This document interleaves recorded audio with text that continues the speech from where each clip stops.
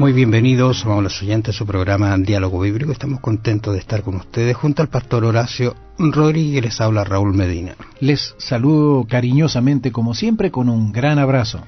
Durante esta semana y la próxima vamos a ver uno de los misioneros más excelentes, extraordinarios, atractivos, uno de los más importantes fuera de Jesús en el Nuevo Testamento. Nos estamos refiriendo al apóstol Pablo, un hombre extraordinario. Y vamos a ver en esta oportunidad, esta semana, solamente algunos antecedentes y cómo fue su llamado, porque para hablar de Pablo creo que tenemos mucho material. Incluso usted puede visitar la internet y encontrará algunos acercamientos a su vida, a su ministerio, y vamos a enfocarnos esta semana a estos antecedentes de este Pablo y su llamado.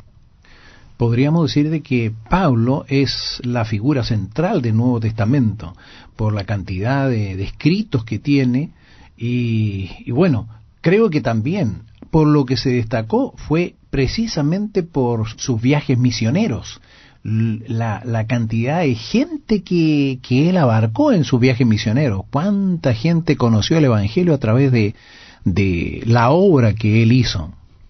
Bueno, este Pablo, en realidad, según algunos escritores, nació allí en Tarso el año 5, en la región de Cilicia, en la costa sur del Asia Menor.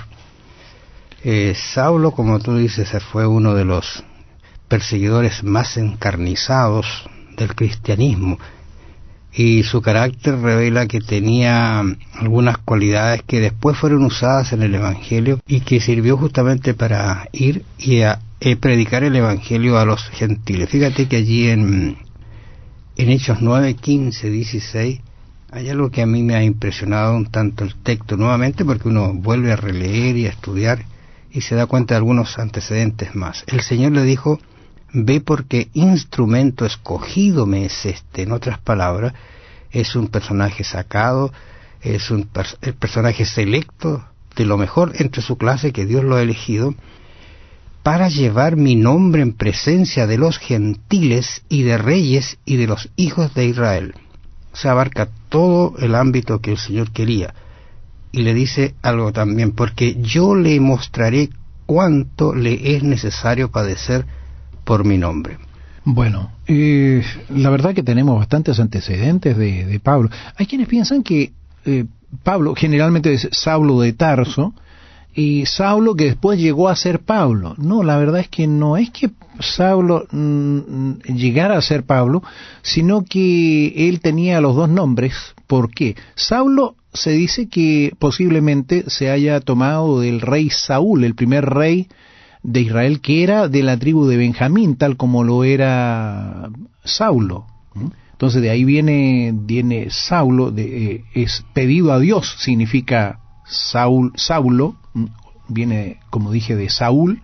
Y Pablo es el nombre que él utilizaba, porque recordemos que él también era romano, tenía la nacionalidad también romana.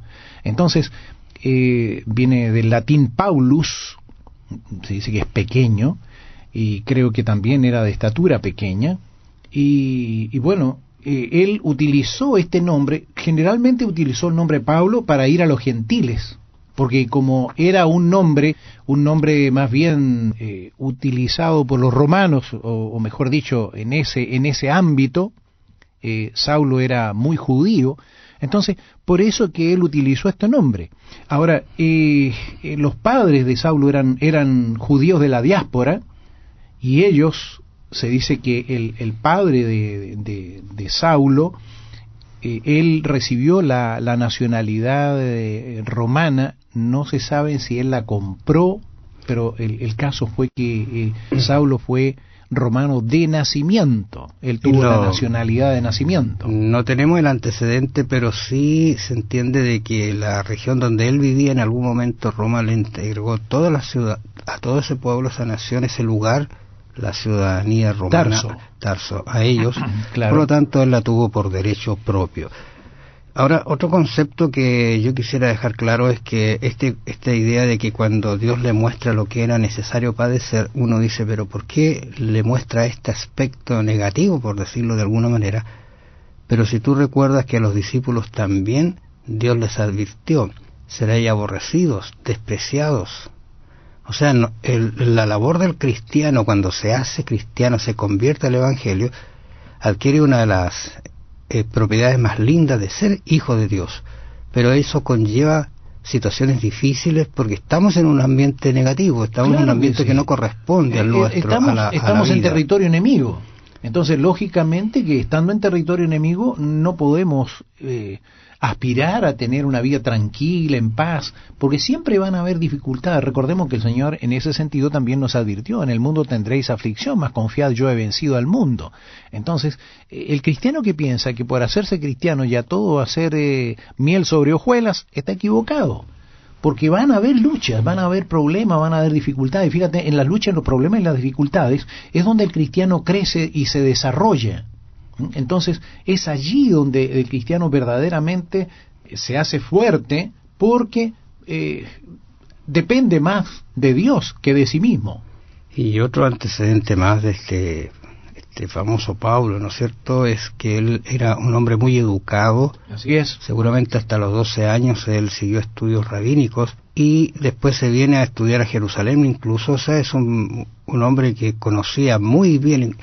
Hechos 22:3 hace una alusión muy cercana. Dice: yo de cierto soy judío, nacido en Tarso de Cilicia, pero criado en esta ciudad, instruido a los pies de Gamaliel, estrictamente conforme a la ley de nuestros padres, celoso de Dios, como hoy lo sois todos vosotros. Es una especie de defensa que hace Pablo, pero está dando algunos antecedentes del nivel de estudio que tenía. Un hombre como Gamaliel, nuestro rabino, ¿cierto?, un famoso rabán, estudia con él, y así que imagínate lo que él sabía acerca de el conocimiento judío, de Moisés y de las Escrituras. Y de las Escrituras. Bueno, tenemos que decir que... y él las leía perfectamente porque muy pequeño aprendió a leer el griego, a leer las Escrituras directamente. Correcto. Ahora, fíjate, tenemos que decir que en aquella época las escuelas funcionaban en las sinagogas. Así que Pablo fue educado en la sinagoga. Y como tú dices, después, posteriormente, él fue a estudiar a Jerusalén, y ahí aprendió a los pies de Gamaliel. Por eso que también tenemos que decirlo, que tiene que haber sido tremendamente difícil para él poder aceptar cuando supo que había otro rabí que estaba predicando, pero que se juntaba con gente que era totalmente ignorante.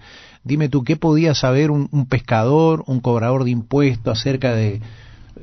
No había por dónde. Con todos los estudios que yo tengo, claro, lógico. Y esta gente quiere venir a poner una nueva doctrina. Además, fíjate, además de eso, él estudiaba, quiero decir, él sabía hebreo, griego, arameo, latín y posiblemente algún otro idioma.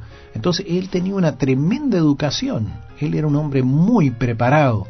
Y vuelvo a insistir sobre el tema de que tiene que haber sido difícil. Deberíamos ponernos en las sandalias de Saulo para saber cuán difícil tiene que haber sido para él poder aceptar el cristianismo. Bueno, amables oyentes, vamos a seguir conversando de este extraordinario hombre llamado, elegido por Dios. Nos vamos a encontrar mañana nuevamente. Bendiciones. ¿Cuál de nuestras creencias cristianas parecen estar en conflicto con la cultura circundante? ¿Cómo trata usted el conflicto sin comprometer lo que nunca debe comprometerse? Piénselo.